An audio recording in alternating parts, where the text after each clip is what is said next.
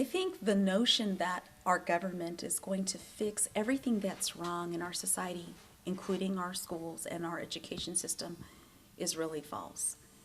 First of all, government doesn't have the resources to do it. It's pretty obvious in this day and age that our government is trillions of dollars in debt. Even with the most well-meaning ideas behind the spending, it's obviously not going to be enough to fix what's wrong.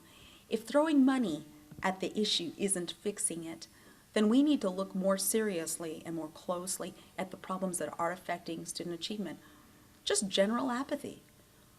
Students today are not as involved or as motivated to work in the classroom. So much of what they experience in their young lives is passive. Video games, television, the internet. It's all pretty much spoon-fed to them. They don't really have to engage if they don't want to. And that's just not how the public school system works. You must participate if you're going to be successful. You must try your best because it's hard work. There's nothing particularly entertaining about getting your education. However, it's the only way to go forward and to have a chance for success in our country. You know, you have kids who do see rated R movies and they're 8, 9, 10 years old, and that has a huge effect on their behavior at school, and you know, if they're up late at night, how they're going to learn that day.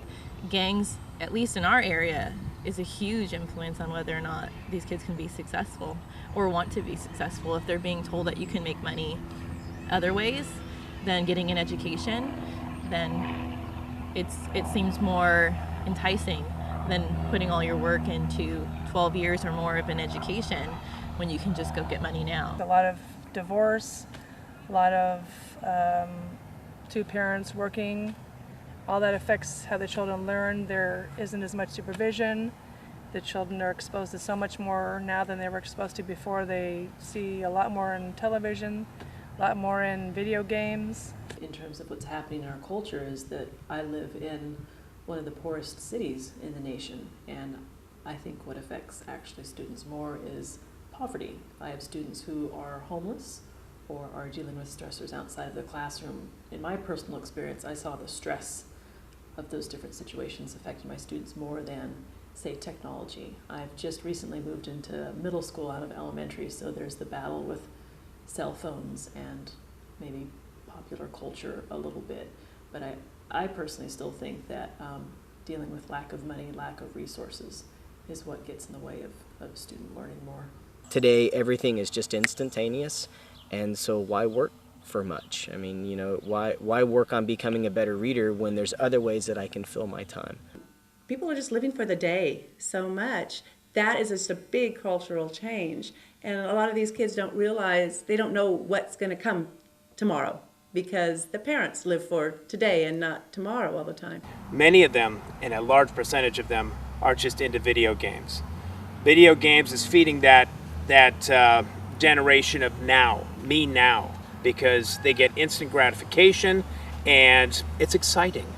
Problem is that they can play video games until 2 or 3 in the morning and not do their homework the next day and be too tired to listen to what I'm teaching anyway. We have TV, we have video games, we have movies. These kids are desensitized with things that, you know, at the age of 12, if they're not watching an R-rated movie, they're not even interested. There's always some other factor to blame for your shortcomings or your failure.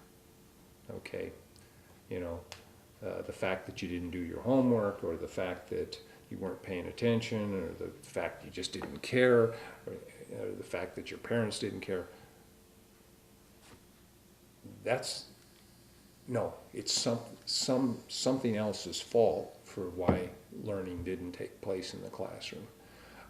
Also, you know, we've come up with a generation now of entitlement, that they figure they're entitled to things. Not that they earned them, they should just be given them. And I think that it's almost like, well, I was here every day, so why didn't I pass? You know, I'm entitled to something, and so I think that those are the shifts that have really presented serious challenges in the classroom for teachers.